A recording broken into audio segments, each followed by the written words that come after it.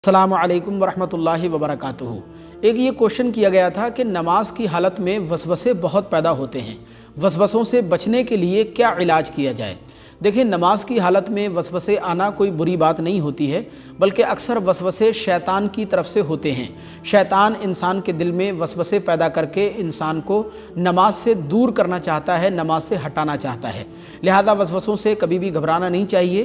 बहुत सारे हमारे इस्लामी भाई वसवसों की वजह से नमाज पढ़ना छोड़ देते हैं और वो ये समझते हैं कि पता नहीं हमारी नमाज कबूल होती है कि नहीं होती है, या हमारी नमाज का हमें सवाब मिलेगा या नहीं मिलेगा। बहुत सारे वसवसे नमाज के अंदर हमारे दिल में पैदा होते हैं। लिहाजा वसवसों से कभी भी ना घबराएं, बल्कि वसवसों से लड़ने की कोशिश करें, उनको दूर करने की कोशिश करें। मैं 2-3 तरीक़े आपको ऐसे बताता हूँ जिन पर अगर आप अमल करेंगे तो इंशाअल्लाह नमाज की हालत में वसवसे आना बंद हो जाएंगे।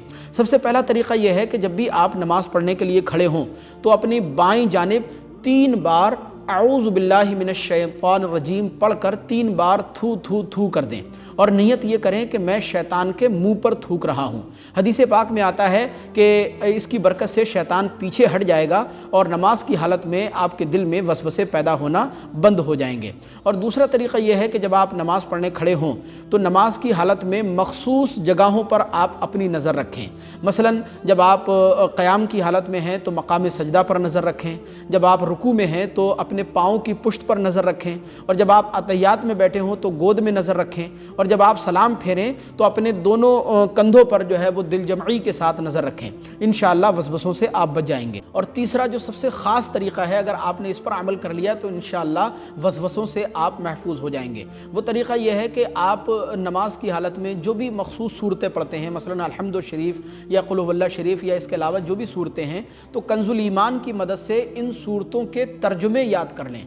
या फिर इमाम साहब के पीछे जमात से अगर आप नमाज़ पढ़ रहे हैं तो अक्सर इमाम साहब जो सूरतें पढ़ते हैं हमें पता होता है, लिहाजा उन सूरतों का तर्जुमा याद कर लें। इमाम साहब क़िरात करें और आप उसके तर्जुमे पर गौर करें। या फिर आप तन्हा नमाज़ पढ़ रहे हों तो ज़ुबान से आप कुरान अज़ीम की तिलावत करें, सूरतें पढ़ें और दिल में उसके तर्जुमे पर गौर करें। लिहाजा इन तीनों तरीक़ों पर अगर आप अमल करेंगे तो इंशाअल्लाह तमाम शैतानी ख़यालात से, बुरे वसवसों से आप महफूज व मामून हो जाएंगे। नमाज में आपका दिल लगना शुरू हो जाएगा, नमाज की बरकतें आपको हासिल होना शुरू हो जाएंगी। मुझे उम्मीद है ये मसला आप समझ गए होंगे। अस्सलामु अलैकुम वरहमतुल्लाह।